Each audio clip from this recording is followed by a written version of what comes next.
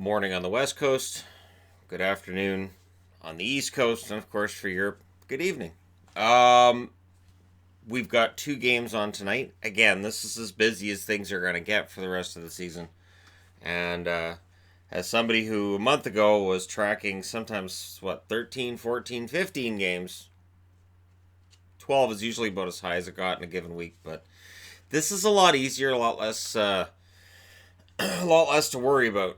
And tonight we've got a game that is firmly on the West Coast here and firmly on the East Coast here. So we'll see how things go with overtime and whether or not these games are done in a decent amount of time. Because I have to get up really early tomorrow for the tournament that's at 9 a.m. in Pitt Meadows. So, and there will be a live stream during that. So just throwing that out there. All right. Now, first up, we've got Carolina. So the Carolina Hurricanes, the storm surge is here, and it's now in New York. The Islanders will play out of Barclays. Something tells me tonight's going to be a sellout. Something tells me that second round hockey in New York is going to be a sellout. Of course, the Islanders defeated Pittsburgh in 4 straight. And the Islanders looked pretty darn dominant in doing so against Pittsburgh. So now what we find out is, was Pittsburgh that weak, or is it a matter of the Islanders being that strong? Carolina, of course, coming off of what we all see as an upset victory over the Washington Capitals. And if you cheer for an underdog, you got to feel like you kind of rule the world right now. Now, last night's game ones saw the home teams win both. And if that follows suit tonight, maybe the Cinderella talk in these playoffs ends up being somewhat muted, although you have to say that if the Islanders, the Sharks, the Bruins, and the Blues were the last 4 teams standing, that would still be a very large surprise. But let's take a look at it. Carolina's attack pretty solid. They have 10 players with 1 goal or more, 14 players with 1 point or more.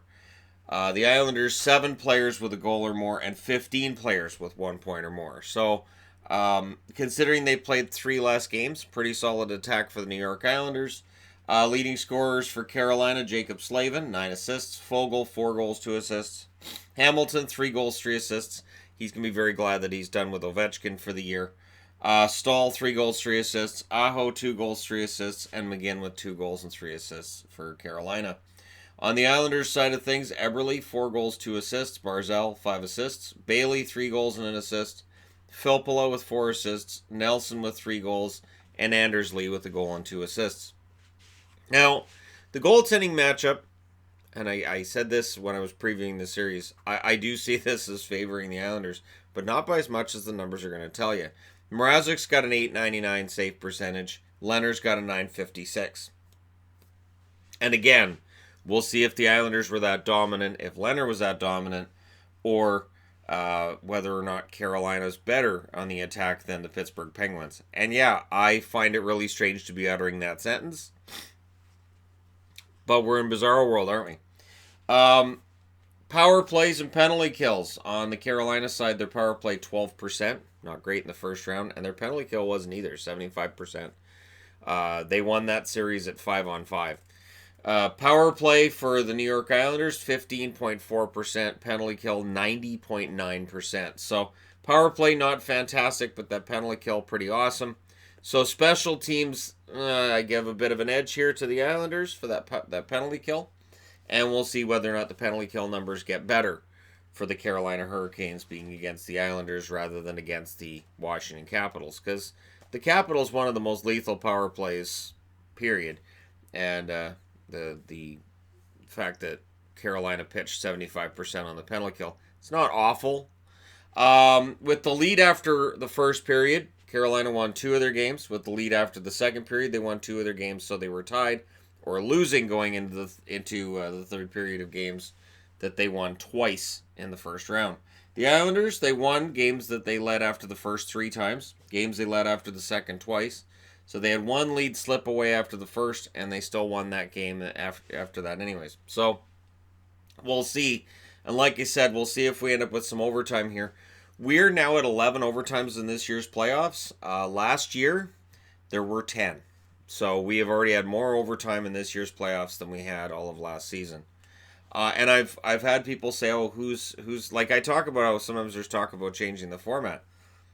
These are former players that bring it up at times, and changing the format. The idea was maybe they should play a 4-on-4 overtime starting in the second overtime and drop it to 3-on-3 after the first 5 minutes. That would be some slow 3-on-3 hockey. Those guys are going to be really, really tired. You're taxing them even further. So again, and it's not, it's just you hear this every now and then because there are people who don't like those really long overtimes. I know with the channel, there have been times where I've legit felt bad for people on the East Coast because a West Coast game goes so late that they couldn't stay up. There's no way they could stay. They have a job. There's just no way. It can't be done. On an unrelated note, the San Jose Sharks are at home against the Colorado Avalanche tonight. Totally unrelated. Colorado coming off of that euphoric victory, 4-1 series against Calgary Flames, whereas the San Jose Sharks, I don't know that you can call Vegas a demon that they've slayed from their past because it's only one season, but it sure feels that way, doesn't it? And once this series gets going, we can hopefully let all of that talk of what happened in the last round settle down. And for San Jose, the road is pretty clear for them. They are the number one seed left in the West. So as long as they win at home, they have a spot in the Stanley Cup final waiting for them. That's basically it. And it sounds really simple until you remember that all the favorites in the last round, all the division winners, out. So being one of the top teams and being the one that's got home ice advantage, it only matters if you get to Game 7, and it only matters if you do what you're supposed to do at home. 8 players in the Colorado Avalanche with 1 goal or more. 13 players with 1 point or more. Of course, they got shut out in Game 1 by Calgary, so that's going to skew those numbers a little. And they do rely heavily on Rantanen and McKinnon, and who wouldn't? They're amazing players.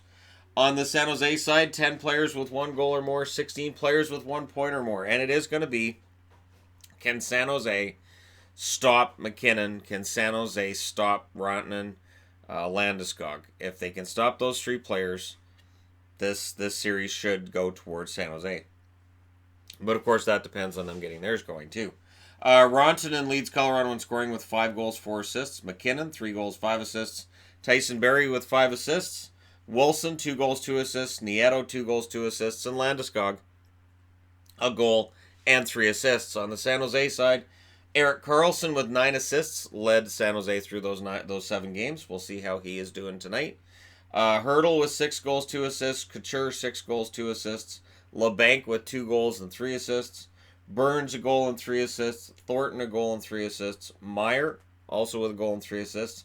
And hey, Evander Kane has the same totals. Kane had a pretty good playoffs the last round, just some bad luck around the net, and needs to just shoot the puck a little bit more than he was a little earlier.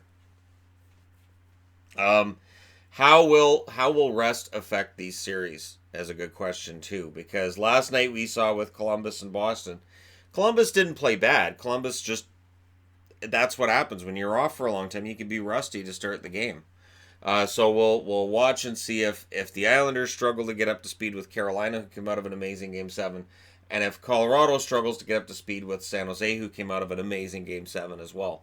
Grubauer has a .939 save percentage. That's why I'm giving the goaltending edge to Colorado. It's not hate. It's just the eyeball test. Grubauer's been excellent, and not just in that first round against Calgary. He was hot for that month going into the playoffs. Jones, on the other hand, he has a .904 save percentage after the first round. We'll see where things go with Colorado. If they score early, really with Jones, that seems to be a thing. Where as long as he can get through the first 10 minutes and not allow a goal, he can settle down. If he allows a goal early, he gets really shaky.